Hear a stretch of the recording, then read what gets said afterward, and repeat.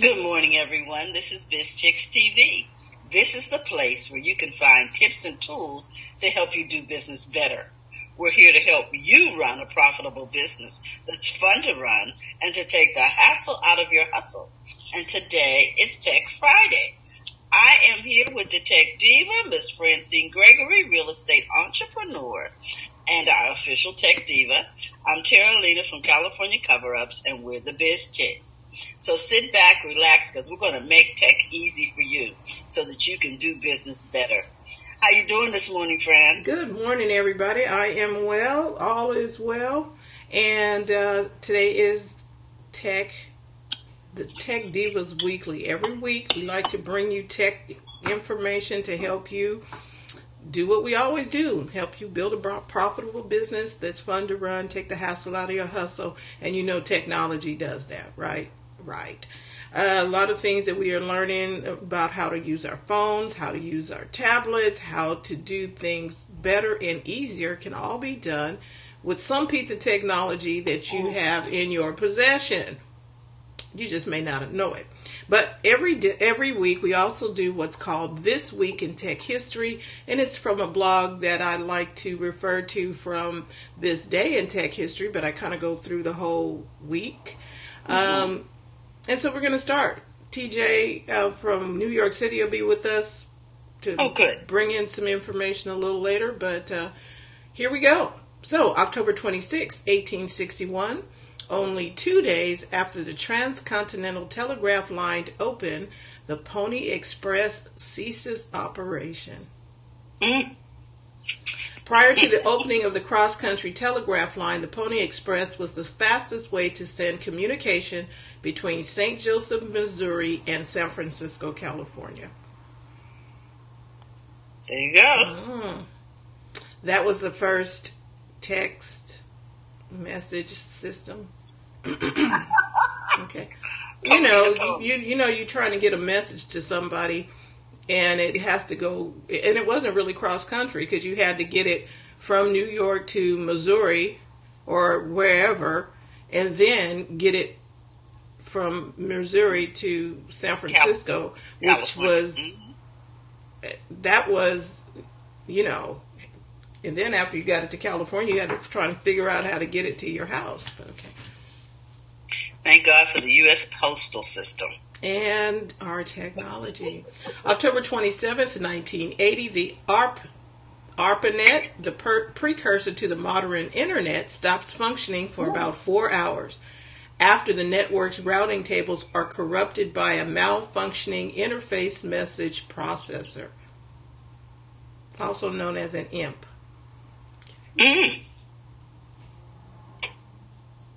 Okay, that's the first major outage ever reported. October 28th, 1998, the U.S. President Bill Clinton signs into law the Digital Millennium Copyright Act, the DMCA. The law is intended to criminalize production and dissemination of technology designed to circumvent digital copyright protection known as Digital Rights Management, or DRM. However, the law has been very controversial, with accusations of abuse of the law to stifle innovation and competition. Hi, TJ. Good morning. Good morning. October 29th, 1969, UCLA student Charlie Klein attempts to transmit the text login to a computer at the Stanford Research Institute over the first link on the ARPANET, which was the precursor to the modern internet. After the letters I and O are sent, the system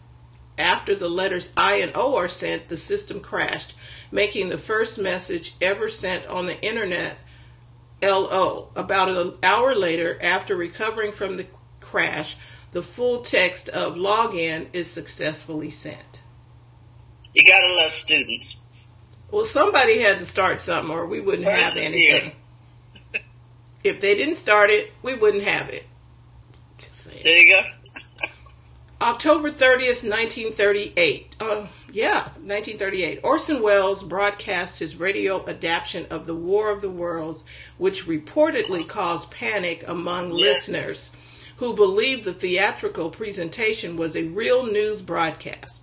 Regardless of the actual levels of panic caused, The War of the World is one of the most famous radio broadcasts in history. Mm-hmm. You can do so much with your technology. Use it for good, people.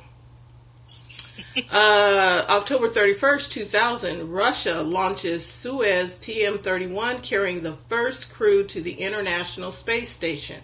The ISS has been continuously manned since this first mission. So there are people up there or being continually manned. Who knew?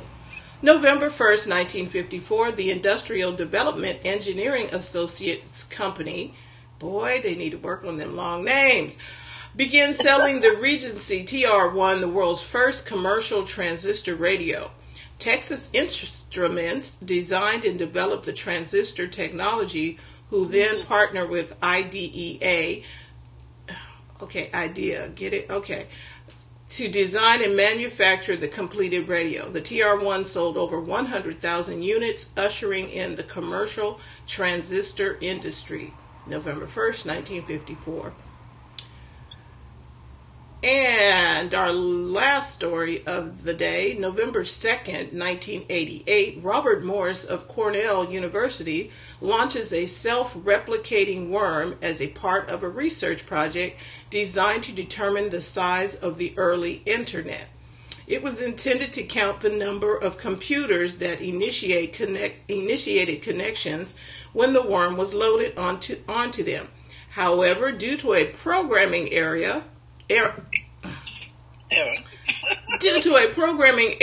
the Morris worm began repeatedly infecting machines, clogging network traffic, and causing machines to crash.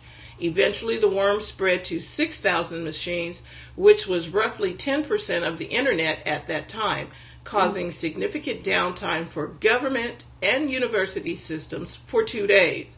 Morris was dismissed from Cornell, sentenced to 3 years probation and a $10,000 fine. And then what do they do? Hire him back later to... Hey. And that is your week. He's a worm specialist, right? I mean, come on. Well, there was a program error. Anyway. And that is your week in tech history. Wow. Wow. Oh, my goodness. Well, friend, I do have one thing that I wanted to share today. Go ahead. Because we've been talking about using Messenger to get your message out. And I came across this article, and I want to share it with you guys. Over here on The Verge, it says, James Patterson's next novel will be released on Facebook Messenger. What? Yes. Okay. Ooh. Oh, wow. Let me read this. Let's see. James Patterson is one of the biggest authors in the world. He was the first author to sell 1 million ebooks. He is. While also selling more than 375 million copies of his works overall. Now he's trying a new medium, Facebook Messenger. Tomorrow, Facebook will debut a digital novel experience based on his forthcoming book, The Chef.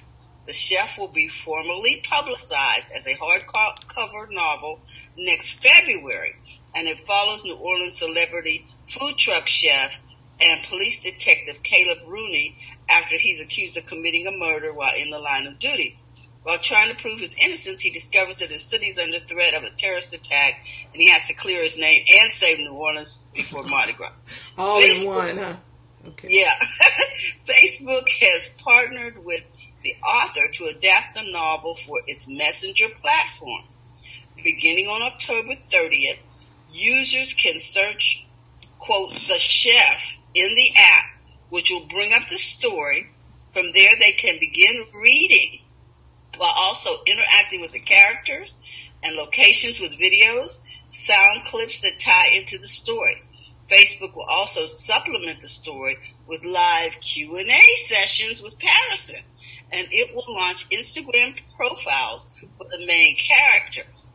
Patterson notes that exploring new ways to connect with fans, he says, is important to him. And Messenger's experience with the chef not only makes the story more accessible to readers across new generations, but offers an enticing and thrilling read like never before, etc., etc. So ebooks and audiobooks have become commonplace, in this last decade, but there have been some novel attempts in recent years to adapt the traditional paper and ink reading experience to small screens. Just last week, Snap announced that it was partnering with Hooked to debut a chat fiction story, while startup Serial Box has been experimenting with long-form, serialized genre stories and super short stories sent to users via push notifications. Facebook's venture is a neat experience that adds in a bit more interactivity for readers, allowing them to interact with the characters and the clues. What do you think of that, ladies?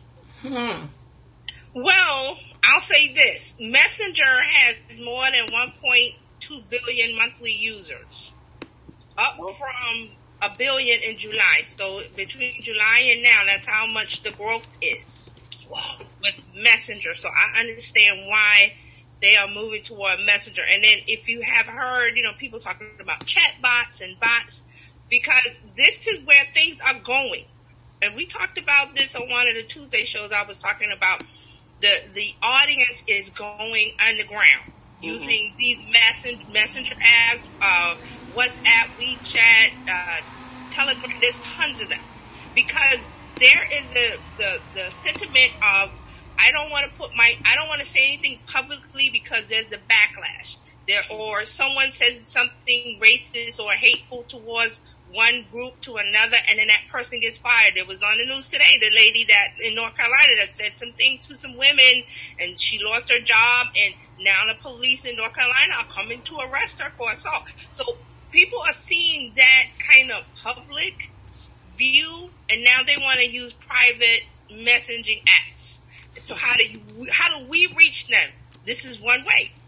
They decided to release the book on Messenger. This is how you reach them when they're not on Facebook publicly, when they're not on Twitter, when they're shying away from the public feed, so to say. So this is one way they discovered, hey, you reach them where they are. We always talk about that. They want to do private stuff now, private conversations, but this is one way for them to reach them using the Messenger app. I think this is a great idea. We do too. Well, because there are how many billion people are already over there?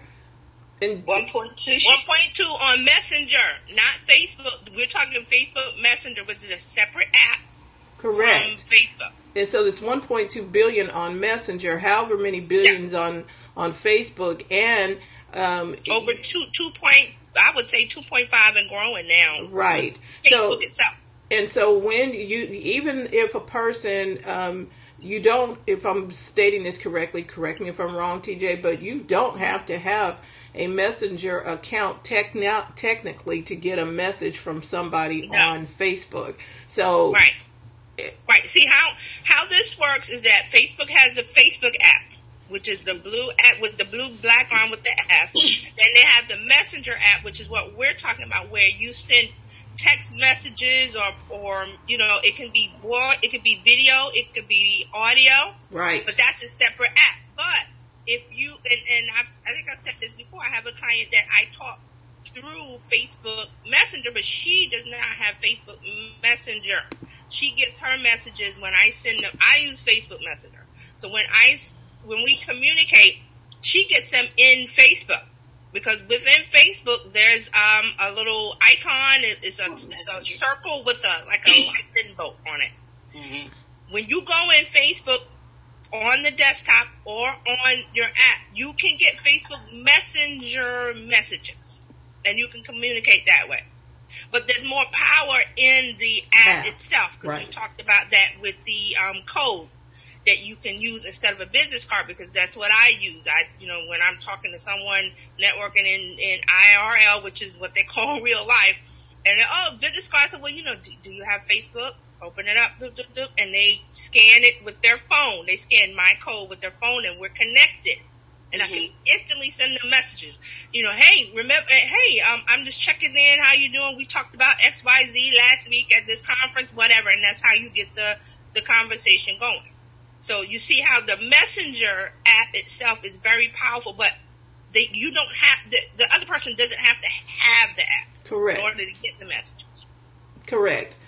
And then you don't have to burn up your data on using your text messaging or phone call, and it's more effective than the email. Yes, it's instant. It's instant messaging. It's AOL AIM. Remember AIM? Yeah, I remember.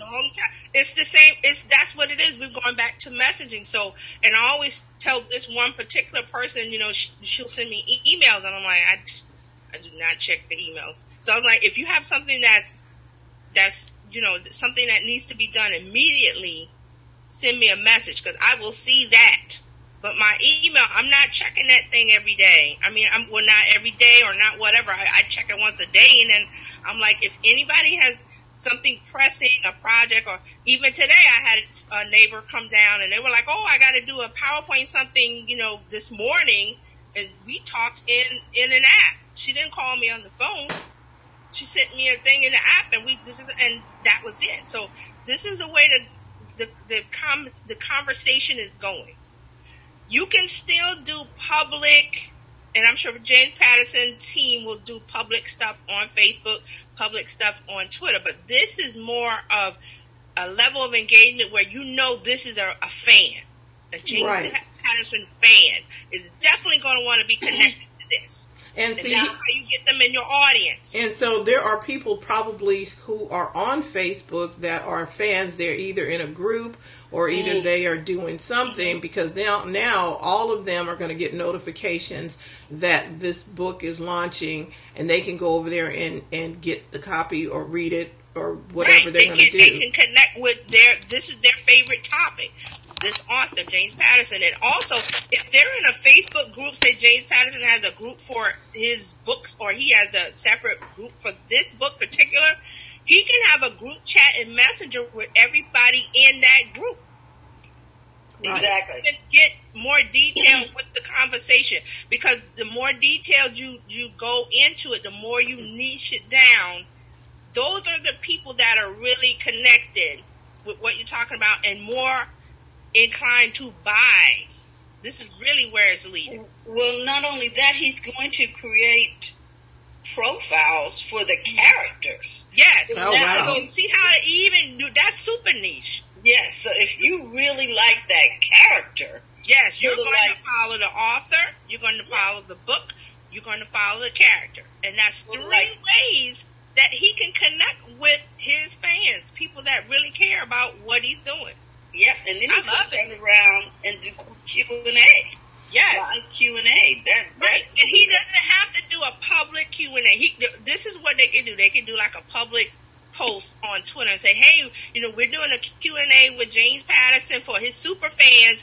You have to come over to Facebook Messenger or join the group. One of those things, you're going to move them from the public feed of Twitter or Facebook or whatever the public feed is, and you're moving them over to the private section, which could be the group, and then you could move it even further into a more private section with a group chat in Messenger. You see how that goes? So he gets the general interest on Twitter or wherever he decides to post, LinkedIn, wherever.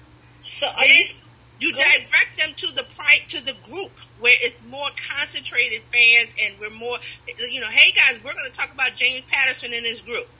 Then he can have another group where he talks about the book. Mm-hmm. So you see how you can segment this so well, and it's all going into, when you have something that you're trying to sell, you're trying to, that call to action, when you have that public post, and then you move it to a group, and then you move it to an even deeper conversation in Messenger. That's where the sales really happen, of big ticket items too. When you really do it, you can do a meet and greet. I'm doing a meet and greet, and the tickets are whatever.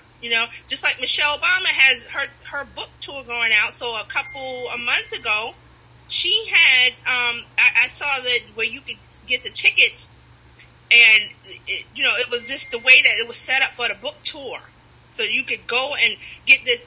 You saw the general message, and then it moved us into like a separate section over here. Like, you're interested in Michelle Obama and her book tour, so you get private messages because you've shown interest right in her book.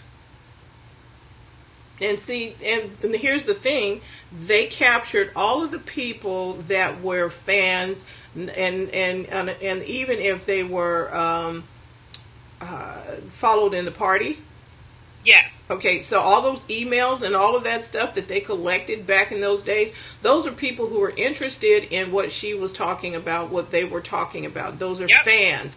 They keep in contact with those fans via Twitter, Instagram. Twitter, Instagram. I know on Facebook, definitely on Twitter. Twitter, Facebook, Instagram.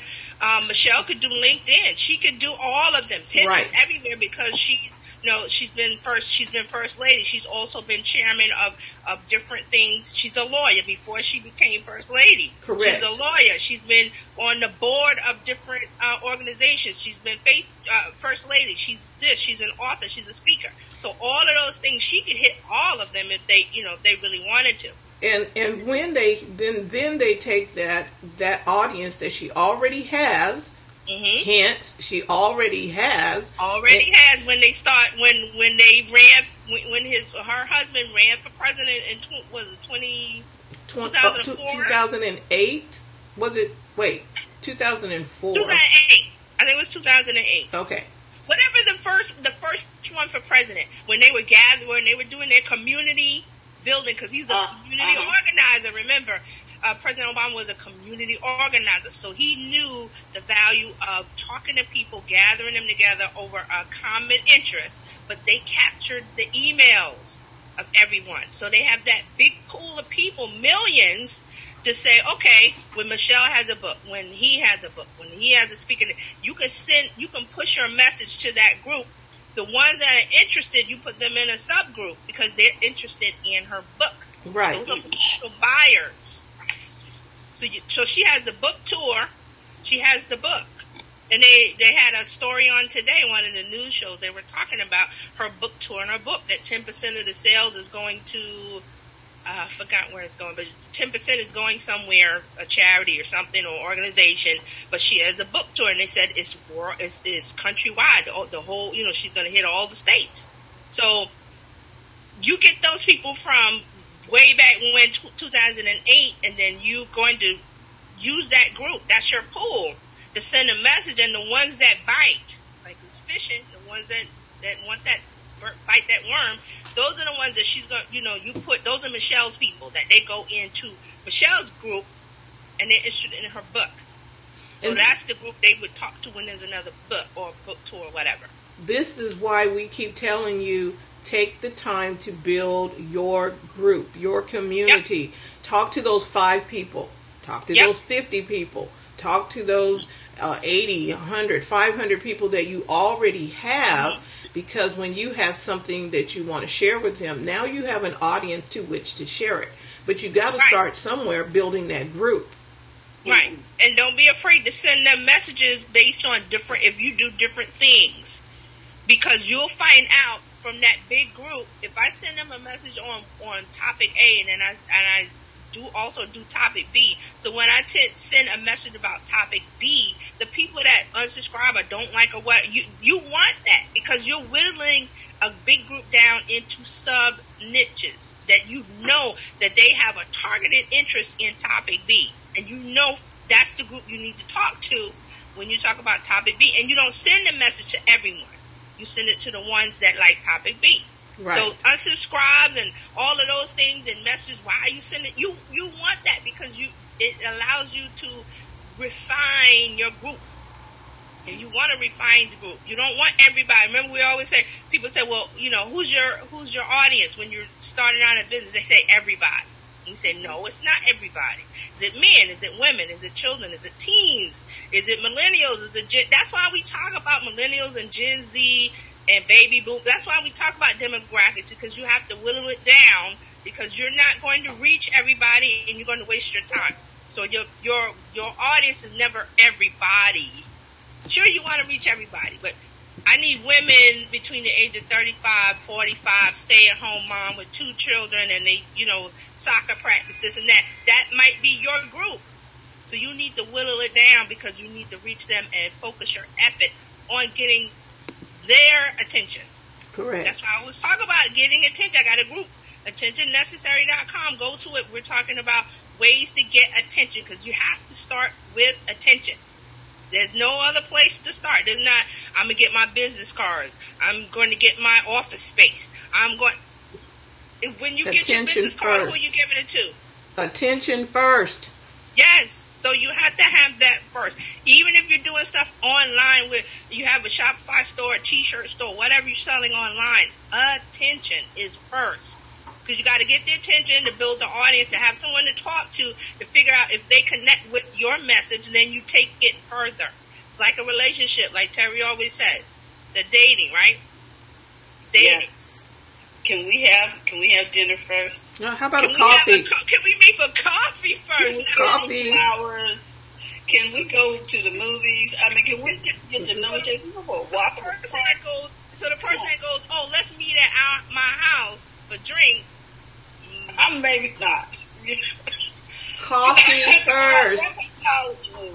Let's go to your favorite coffee joint first, and Yes. let me see if I even like the way you look. Not even drinks, not alcohol, coffee. Coffee. You don't want to put alcohol into the mix. No.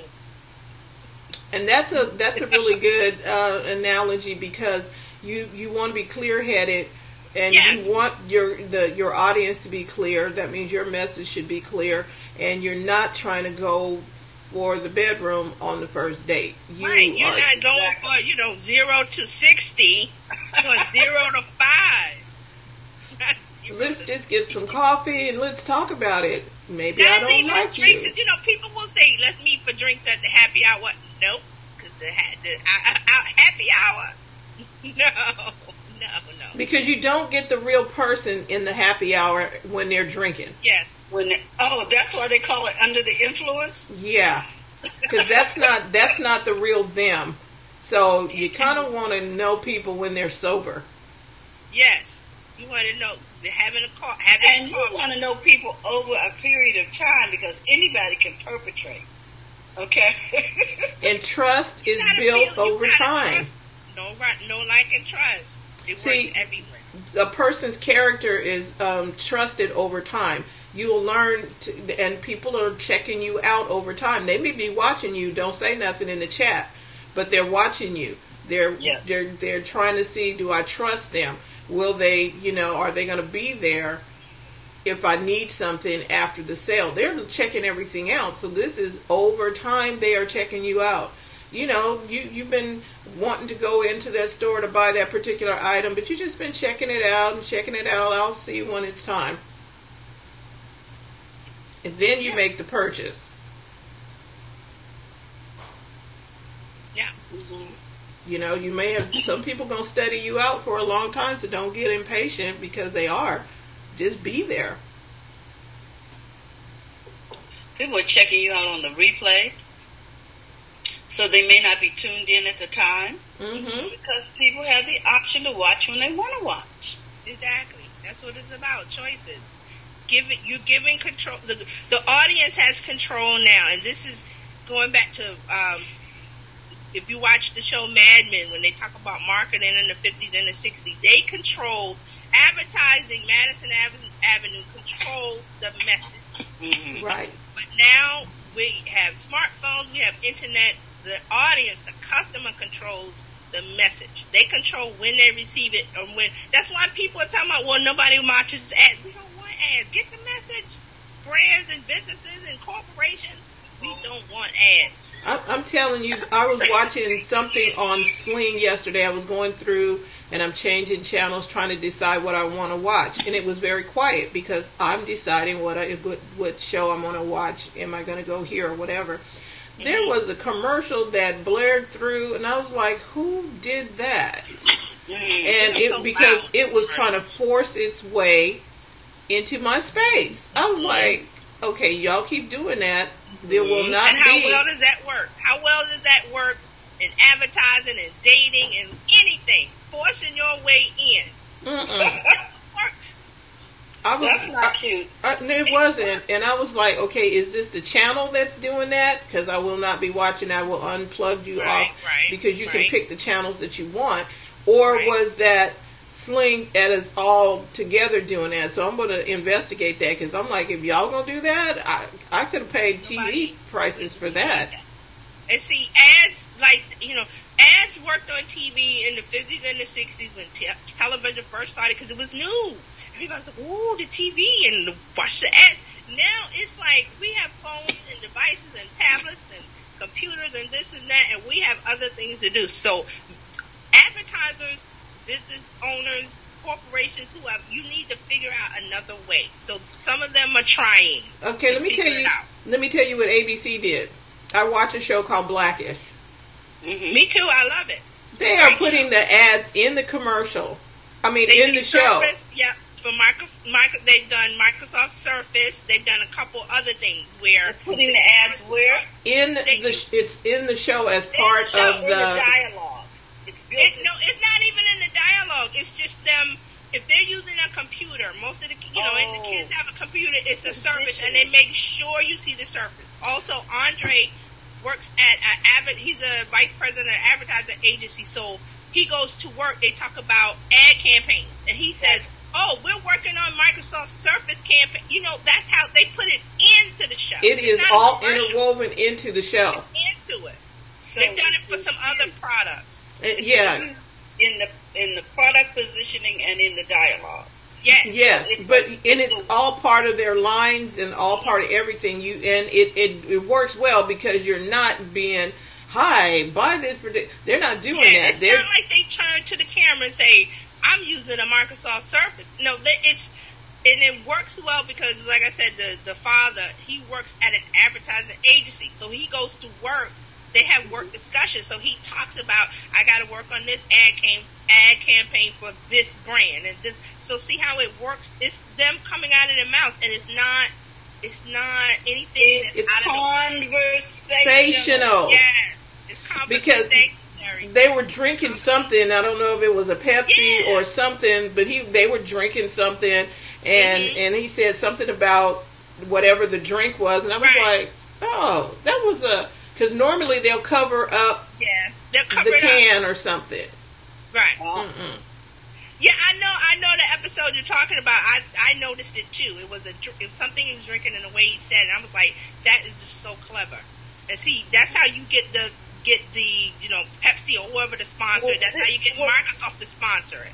Yeah, but they've been doing that product positioning in movies for a long time. We have Pat and Carlos and Lakeisha over here. And Pat says, didn't they used to call the product placement? I remember the artists whose works were displayed. Let me see if I can see the rest of this. Yeah, on the Bill Cosby show, just hanging on the walls. Yeah. Yes, and I remember that on Steve Harvey, they had an Omega Sci-Fi shield hanging on the wall. It is a because Steve's an Omega. That's his fraternity. And I think the other guy is a Kappa because he came in one day and he had on a shirt or something. I was like, no, y'all didn't. Y'all not inventing this. But see how they do it. So instead of wearing a regular shirt, he has an Omega Sci-Fi shirt or a Kappa shirt or Apple, whatever it is they want to put in. Yeah, he's got that shield up there, and all of us who know about the Divine Nine, we're like, oh, okay, he's cute. And that is why you should wear your product. You're not saying anything about it. You're wearing it. If you do, for those who create it. Here it is. If I had something on my cup, which I probably will, my logo, I could just, I'm not talking about me. I'm going. Exactly, like our business show here. So that's how you do it. Thank you. There it is. So biz chick. So that's how you do it on this level, on a smaller level, because we're not Coca-Cola, we're not a corporation, so we're not Microsoft. But this is how you do it if you're live streaming. Right, so you pick up your coffee or whatever, and you or whatever it is that you wear your shirt, whatever it is. And it's getting out there. It is now going to be seen by whoever's watching it. So I'm thinking, and it's watched again and again on replays. Mm-hmm. So yes. So now the people are having a different way of getting the product out there without annoying the viewer. Exactly. Just saying, because I was about ready to. I was like, "Who is this?" And because it was an interruption when I saw that particular thing, and it didn't feel good. So let me ask you this: so during the course of the show, ladies, do they take commercial breaks? Yeah, they do, but so they still take commercial breaks, and they're getting paid for positioning. And well, now see, that's it. Broadcast TV like that, they're always going to be ads because it's free. Mm-hmm. That's why broadcast TV. Or we had the premium channels where there's no ads. Or you have to ask Hulu, pay them more, not to have to see the ad. Okay. Exactly. Right. Like Hulu has, I don't know if it's the $11.99 version, but you can pay where you don't want ads. And some other people are doing the same thing. You want to be ad free? Pay us. You have to pay. Mm-hmm. Yeah. Because they got to get paid. I mean, come on. Yeah, they do, and we understand that. But but this, I think, what Blackish is doing is more of sponsorship. Like Microsoft can pay, because there's production costs with this kind of show. Right. So that can offset some of that. And so Apple was on the last time I saw it, which was a couple of nights ago. Apple was on the table. Mm-hmm. Mm-hmm. He had the Apple computer sitting on the desk. I was like, oh wait, what happened to and Microsoft? See, that's why they used, like you said, Fran, they covered it. They would cover they always use Apple products, Apple laptops. I've noticed them. They just cover the logo. Right. Because they're not, and Apple's not paying me, so. Yes, but this time the logo was showing. Right. And I was like, oh, wait. So Apple may have kicked in some dollars. So you never know what's going on in the background. Right. Yeah. But anytime you see, the TV show or something where it's, it's a brand and it's covered, like Fran said, they cover it. That means they're not doing product placement for free. Why? Well, it makes sense. It's just, I mean, they're in business. Because there's costs, especially with TV and movie production, there's everything, is a cost. Like, I remember I was watching a movie with Sean Penn in it, and he was playing a person that worked at a Starbucks. That is the first time I saw, it was in a movie, and it was, the whole Starbucks coffee shop was in the movie. Right, and see, when they do that, Starbucks is paying some money. Right. Production costs are very high for, with production costs, you want to when you have higher costs, it's a higher quality, but they need to offset that. So if you see Starbucks prominently displayed now, that means Starbucks has kicked in some ad dollars or some marketing costs, or they paid something to be in there. Right. Not just for for the fun of it. Mm-hmm. And Starbucks did not start doing that. And, Starbucks came out in 1971 or 78. Mm-hmm. Sometimes we think Starbucks was just up here. No, they came out way long time ago. But they're just now coming into prominence. And so how long are you willing to work and wait until you are well known and you are an established brand? Right, you have to work up to that. It's not nothing's an overnight sensation. Think of anybody. Overnight sensation? No.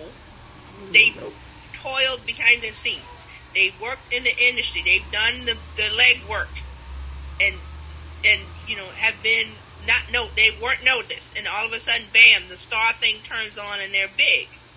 But they did the work to get there.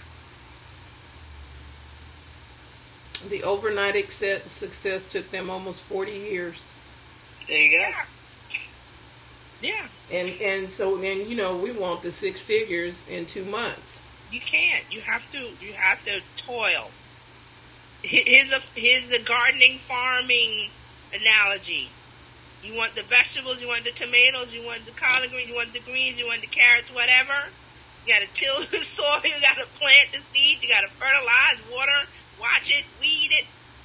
All of that work, and then you get the carrots or the tomatoes or whatever you want at the end. But if you walk away from the garden, it does. You have to show up every day to do your part. Yeah. So I love that. Yeah. You have to show online. You want to be, my social media's not working. This isn't working. But did you put in the work every day? And it doesn't have to be an all-day thing. I say this all the time. Get on social media 10, 15 minutes in the morning. Check your notifications. Check for customers. Check for questions. Check for this. Check for that. Get off. Once you get into your news feed, you're losing time. That's money. So check. 15 minutes in the morning, midday, and then at night, if you have more free time, check it. But stay out of it. Stay out of the news feed and go directly to the work. Do the work. Build a relationship. Make the content. Speak to people. Respond to messages. A lot of people, I don't respond to, comments. I think somebody said that. Where did I hear that on? I think it was about YouTube. I don't respond to the comments on YouTube. I'm like, why not? Why not? When you have a dialogue like that and YouTube sees it, they're going to say, wow, you got activity on your channel. Let's show your video to other people. Mm-hmm. Think about that. Now, I'm not talking about you respond to trolls. You can respond to them with something funny or, whatever, or you can delete. But the actual ones where people are saying nice, respond back. It doesn't take a few seconds. Type something, and you can. And if you have Apple products, you can set up shortcuts. Like I have one for Happy Birthday, HBD. I type it. It says Happy Birthday. I don't have to spend the time. It's something that I'm saying, or thanks, or whatever. You set up shortcuts, especially if you're on your phone. HBD birthday. I'm gone. 2 seconds. I don't understand why people don't want to do that work of the relationship. Now, talking about the shortcuts, is that using the new Shortcuts app, or is that something you created? Okay, let me clarify. No, this is old Apple stuff where, you can set up, where is it? You can texting shortcuts. The keyboard shortcuts. Mm-hmm. That's what I'm talking about. Oh, on your desktop or on your phone? You can set it on your desktop, and then when you're on your iPad or your phone, you can type the the acronym that you set, like I did HBD for Happy Birthday. So on Facebook, there's somebody every day. Oh, it's so and so's birthday. You want to type out Happy Birthday all the time? No, I do HBD and I keep moving. Now I have a couple others where you type in keyboard shortcuts, and when you have Apple products, you set it on one. You can use them everywhere. Whatever Apple product you have that you can type in, it's a keyboard shortcut.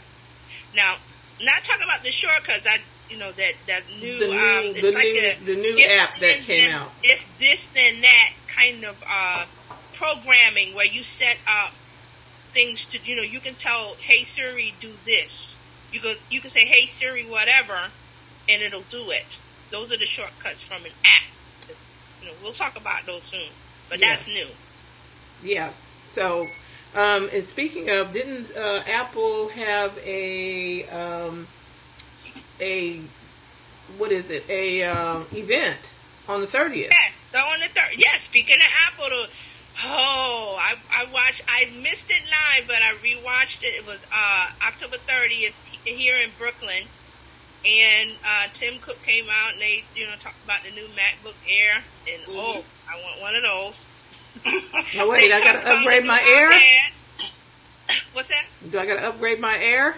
I need to touch. What's going on? Well, like I said, I was just talking to my neighbor that she has the Air, one of the older ones, and I was pointing out to her some of the things, like the screen. There's more. Apple's doing this thing where they're giving us more screen space. Oh. With the iPad and the Air. Like with the Air, what I didn't like about the Air is that big old gray border. Like the one, it's like a half inch. They get rid of that. That's gone. There's a half inch all the way around now. We get more, and then I think more screen. It's going to be Retina display too. Yes, Retina display too. Yes, and a couple other things I forgot. I was so excited. And then this Apple Apple iPad Pro, boy. I'm like, Oh, the big top one? of the line, if you really want to splash out for Christmas, the top of the line one is $2,300. For the 12? I believe so. Ooh. But why?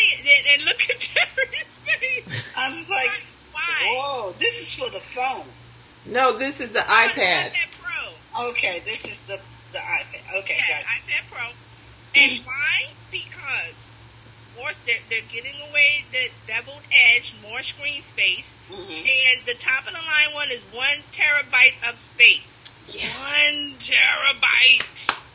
Oh my God! You can hold a lot in there. Now. And the pencil is magnetic. Yes. So and it sticks. It sticks to. Okay. Apple iPad Pro users, you know about this pencil. Mine is over there. The pencil, mine keeps rolling. There you go. Keeps rolling off the table. The little top pops off. I was using it in the room, and it rolled off the table, and I couldn't find it, and my cat found it. I could not. I was like, "Where's the pencil? Where's it?" It rolled off the table and fell behind the door, and my cat found it. Otherwise, I would not have an iPad pencil right now because I could not find this thing. Because it's round, so it rolls. You put it down and it rolls. So now it's like a real pencil. You know how So a edged. pencil like has a number, edges? like a Right. number 2 pencil with edges around. With the edges. That's exactly what it's going to be. So it's not going to roll. I was like, thank God.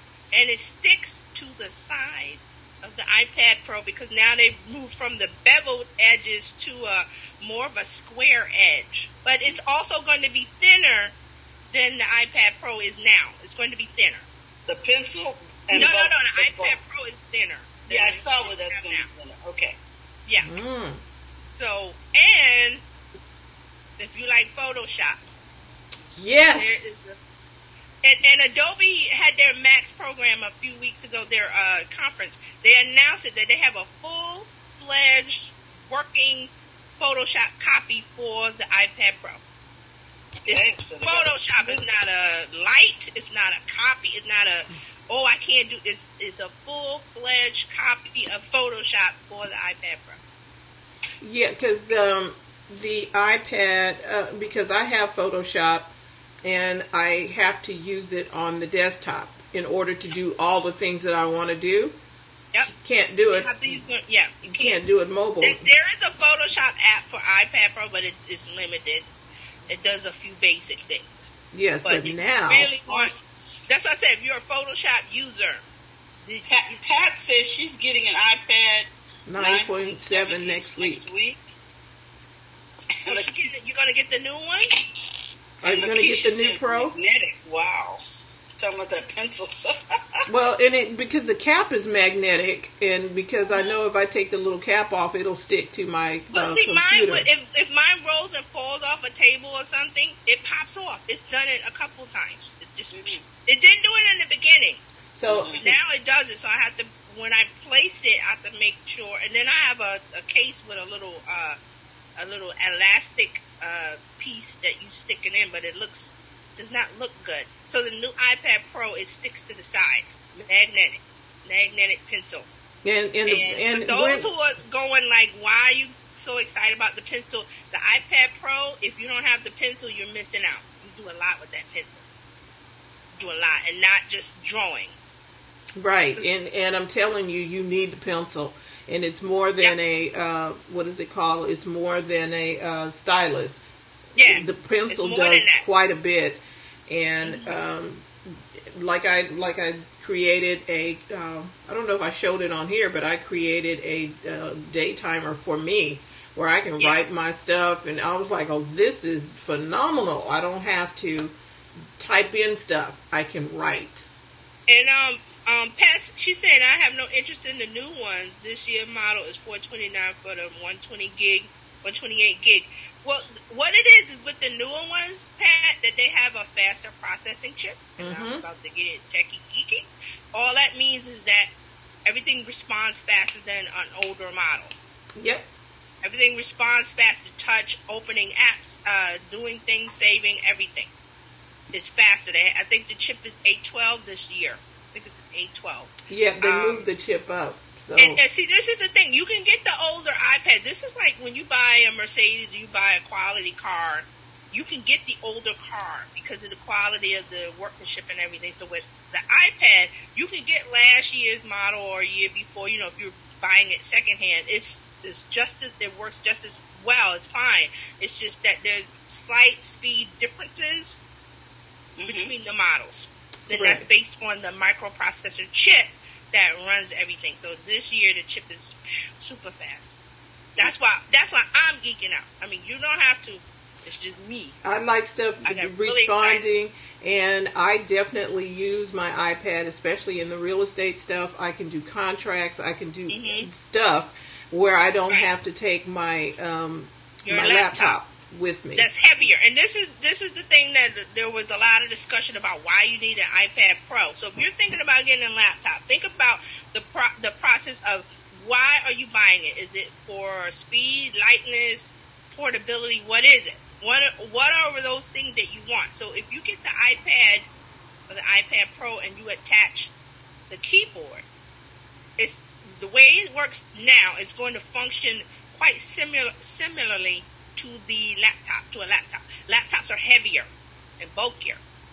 So these new iPads are thinner and lighter, and that is where Apple's moving. That's why they focus on the MacBook Air. Right. It's thinner and lighter. So you have to think about those things. Portability, carrying it around, the heat factor on laptops have always been an issue. The laptops get really hot. Well, you know, for me, lighter is an investment because...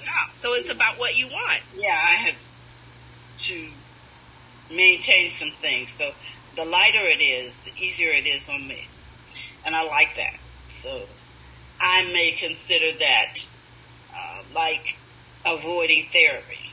Just go ahead and invest in this. Because so I don't have to pay these people over here. Yes. See, you understand I'm spending money on the things that I need and want, and it works for what my what I require. A lot of people don't. They go, okay, well, they look at the price and move away. But you have to think about what it is that you're getting. And I just got excited over the top of the line 1 terabyte because I'm like, if I was buying it and had the funds, I would get that. Personally, me, because I know that I need a lot of space. Well, a lot of things. I'm thinking video is, and this 1 terabyte. If you're doing video editing, and we talked about, Fran and I, we talked about it here about doing things mobile. So for me, video editing is really kind of limited on mobile because of space, of the space. So that 1 terabyte iPad Pro, you can graphics, video editing, music, all of that stuff. Right. And then they won't be telling you are out of space. Yes. Yes. Like, okay. And you won't have to pay Apple every month for, if you get an extra space like me. Yeah. And you're trying to maneuver the photos. Mm-hmm. Exactly. Because see, the lower priced iPad Pros are the same. It's just that you're paying more for the space. So I think they start at $128, the iPad. Yeah, $128, then a 5, then they move up to like a 512 or something like that. And remember, when iPhone first came out and stuff, they didn't have any. They had like 16 gig. Like that was it. It was like, oh no, not 16. So people were like, I can't. As these things progress more and more, and you use your phone for more and more stuff, you want a storage space for photos, for music. Like I said, I'm interested in Photoshop and video editing and stuff like that. So I would naturally want a larger iPad, and those things. That's where the cost factor goes up. Right. So, but then once you buy it, you're probably going to keep it for a while. Yes. And my MacBook Air is perfectly fine. It is doing what I needed to do. Yes. I got it because I needed more space. Right. And see, that's the thing I was saying about like cars. You can get the older Apple products. It just depends on, okay, are you looking at speed factor? If you're concerned about speed and the responsiveness, then you would. And if you got the funds, you would get the new iPad, not the one that I'm talking about. They come in different sizes. I think the lowest one, the smallest space one, I think it's $128. It's $799, I believe, is the price. Right. and this is the bigger iPad Pro. There's different sizes. Correct. And I get the 12 just because I like the bigger size to do what I need to do. I can see once it. Once you see the bigger ones, you'll be like, can I get the big? Yeah. So once you see the bigger ones, I love this. Thank you, Nancy. Once you look at the bigger ones, it's pretty much like, oh, I might not want that 9-inch one. I might want the. And for some people, the little 9-inch one is fine. But for what I do, I needed the bigger one, and then I needed to the same thing. See, this is one of the smaller iPad. It's not a Pro. It's the smaller one. I forgot which one it is, but it still works. I mean, I use it. Correct. Responsiveness is slightly slower than my newer one. That's all. Slightly. Keisha's saying, so now I need a new phone and a new iPad, laptop. Well, I would say want. Yeah, because see, I'm going with the want, and I'm also going to upgrade my phone just because I can get 2 SIM cards on one phone, and I can have. And see, that's phenomenal because I can have 2 phone numbers on one phone. See, Fred got, and when the iPhone 10 came out, she got it when it came out. So that's what I'm saying. Someone who may have gotten it before and said, well, I don't really want to upgrade, they don't have to. But if you're saying, okay, the new phone, it does this, and this, and it's what I want, and it fits a need, then yes, go right ahead. Right. And then here's the cool thing. They give you, like the trade-in on my phone. It's $525. So I'm like, oh, well, here, that $525 now goes to, that's an incentive. So I can get the new one, and they're giving me $525 on this one. Right. I wonder what they're going to give me on my iPad Pro that I have now. Huh. See, it's something to think about. So, right. And again, there are other manufacturers. There's, Android, there's other manufacturers and other phones, but we talk about the Apple products here because they just work so well together. And they do things seamlessly and a little more easily than Windows or Android not to knock Android, not Android, not at all, not Windows. And Pat says, all I really want to do is update my newspaper on the go. If anything ever happens to my laptop, it would jeopardize my video, newspaper, and DJ careers. I'll be in Chicago for almost a week, leaving on the 15th. And that is why you want quality tools. Yeah, that works seamlessly. You don't want no janky tools.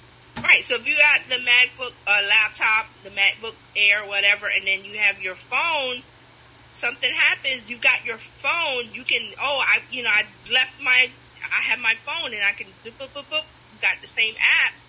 You can go to the cloud and here it is and do what you have to do on your phone. Yes, because with the Apple products, there's integration. There's integration. I can save my files, whatever I'm working on my MacBook.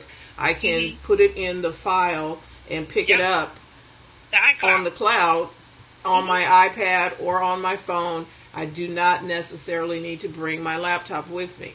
And I'm not even mentioning the desktop I have over here. I probably need to retire, but I don't have to do that. One of the issues, because I will study Android, I'll go to Android sites and stuff. One of the issues that, Apple, you can't plug in a USB. Why do we need a USB? I had one of my neighbors came down, I got something on a USB. I was like, I forgot about those things. Yeah, because I was like,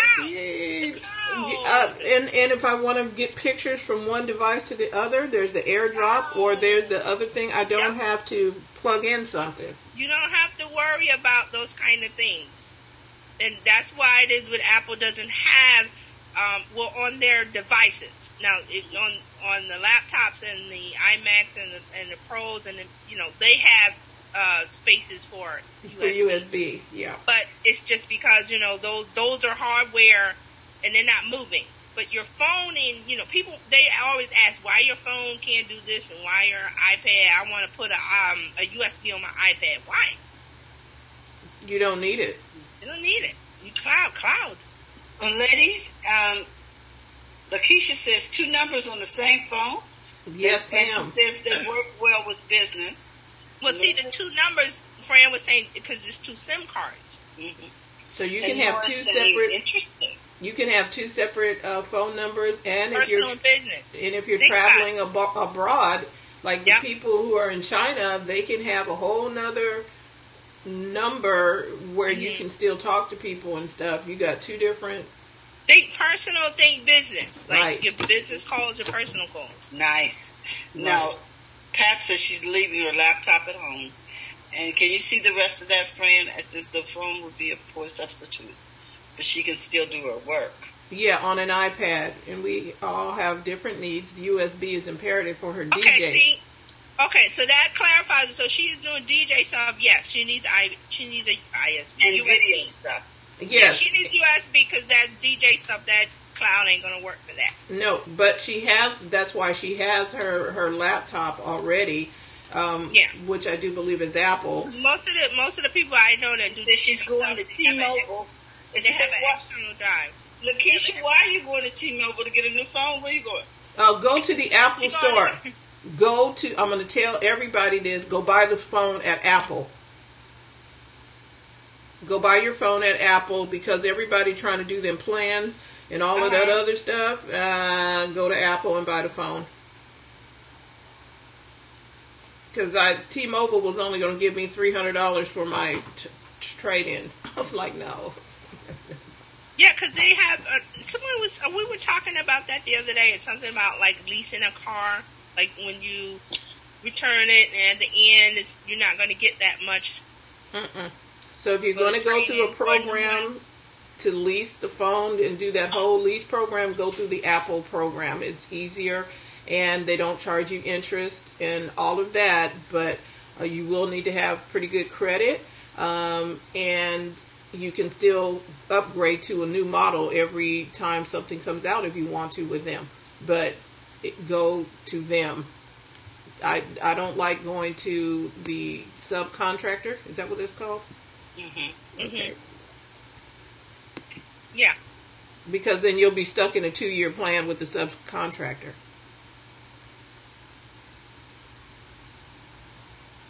There you go. Okay, ladies, I have got to run. It's the top of the hour. Oh yeah. I love you guys.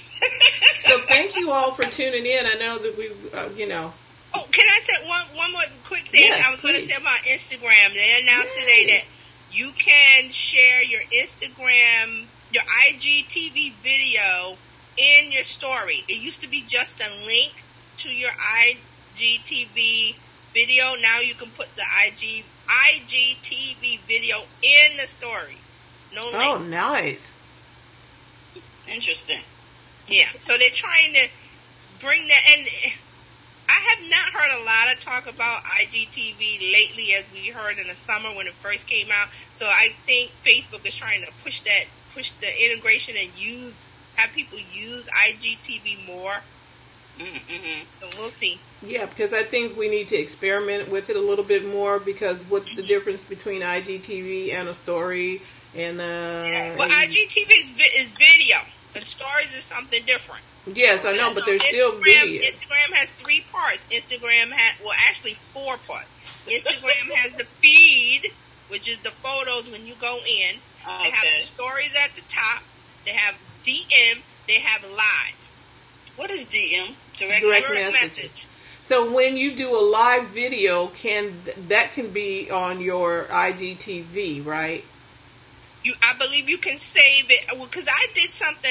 I did a test and I couldn't save it, but I think it's because I used something else. But you're supposed to be able to save the video and save it to your IGTV, which is within Instagram, but a separate app.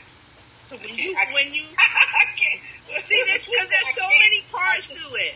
There's so many parts to Instagram. Too many moving parts for me. So I want to learn that, because I think that would be helpful. And because stories, we're going to have to come on and talk about stories. Maybe we can do that next week, because doing the video where people can just go to the video, kind of like I see IGTV like YouTube for Instagram. You're absolutely right. That's what it is. That's their intention. IGTV is supposed to be YouTube for Instagram. It's supposed to be, but I have not seen a lot of talk about it or use lately, and people are saying that, I don't know, I'm not even thinking. It was a big hype tool when it came out in June, and now here it is November. People are using it, but I don't hear any buzz about it. I guess you could say it like that. But yeah. It's still there.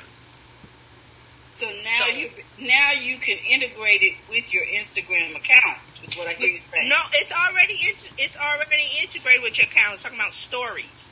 Putting it in stories. Yes, because we've done it before. We did an Instagram story when we were in Niagara Falls, Terry. We did that. Right. Mm-hmm. But see, before when they set up IGTV in June, if you did an IGTV video, you can only put the link in a story. Link it to. Now they're saying they're putting it in the story instead of a link. Right. Putting it in Instagram stories, not so in you can link. upload it to your story. Right. It's going to be there. Or does it go at the same time? No, it's going to be in your stories. You can put it in with your other stories. My question is, do you have to put it there, or does it go there automatically? Well, your IGTV it's separate. But I understand that. Show when people, there's two apps. Correct. Most people aren't going to download both apps. They're going to have the main app of Instagram. But if someone else is using both apps, you want to have more people watch your video in IGTV. The way to do that is to put a link in Instagram. That's what they had, a link. I understand. Tap it and it goes. Now what happens? Right. Now it's you don't go to the app. It's in the story. It's in the app. It's in Instagram. Not a link to an app. Okay. Not a link that goes to another app. Is in Instagram. Because most people, it's like Facebook and Messenger. Remember we said earlier that you can use... Oh, so the icon is now going to be on my Instagram account. It's there now. I know it's there. I know it's confusing. It's there. There's an IGTV icon in Instagram. Okay, because we're going to wrap it up. But there's an icon for IGTV in Instagram. On the Instagram app. June. Right, from June. Yes. You see it when you go to Instagram. But in stories, when you go to stories, there was never an IGTV part. It was just a link. Like a link. Whatever, dot, Maybe I just don't understand stories enough to have this conversation. Right. You know what I mean? We'll discuss this at another time. We'll discuss it. Because Terry, you're right. It is confusing. Like I said, there's 4 parts. Instagram used to be just photos. Exactly. Now there's like 4 or 5 things in there, and this is Facebook's fault. You can blame Facebook for doing this. But you're right. Well, Facebook, you're doing the most, okay? Facebook is trying. They like an octopus. They got like 8 arms going everywhere. That's why we're here. But that's why we're here, right? To talk about it. But we're supposed to make it easier. And that's what we're going to do. They don't care. They don't care. And so, it will be easier. That is why you tune in, so that you can learn. Get understanding. So you're going to tune in. You have to come here and watch us. Right, because we will go in there and play with it and show you how. We can't do it today, but we can go in there and show you where to go to push the button. Actually, I'm glad you said that, Fred, because I wanted to try something new today. So if you guys want to come over to my page, I can set it up and demo my phone with the Instagram and stuff. If you want, I'll do it in about 15 minutes. Okay, so TJ, do you want to put that over on Get Vocal, or I'll put a link in the group and stuff. Okay, all right. So Pat, there's your answer. I know I won't be able to join in very long, but I definitely want to learn stories and how to use Instagram a little bit. I'm just like for Terry's, she was saying about where everything is. I just want to hook up my phone and say this, and this. I'm not going to go into the detail because I'm testing out another layout. And I said, well, okay, this is how I can get everybody to come over and test the layout for the comments and stuff in Facebook is what I'm testing. Good. Put it in the chat and let's talk about it. I will. All right. I will. Thank you, everybody. We will be back on Monday with Terrell Ballard. Oh, no, Terrell Mitchell will be our guest. And then TJ will be on Tuesday. So you definitely want to check that out because we're going to be talking more social media. And follow TJ from here to find out a little bit more about Instagram and how all of that works. Yeah, so I'll be doing a demo. And, like I said, I'm testing out comments. So come on over and put stuff in the comments and everything, so we'll do that. Cool. Thank you, everybody, for watching live and on the replay. We will talk to you next week. Bye-bye. Okay, don't forget to join us first Mondays if you're in the Sacramento area over at Seasons 52 this Monday at 5 p.m. We'd like you all to come and join us. We love meeting with you, and we have a great speaker. Miss Gail Guest-Brown will be presenting, and we're going to talk a little bit about health and wellness. So come on out and join us. We'd love to meet you if we haven't already done so, and we'd like to greet you if we have. So those of you who are watching on the replay, we want to thank you, and I want to remind you, don't forget to go to the front of your own line and join the conversation afterward with TJ. All right, guys. See you later.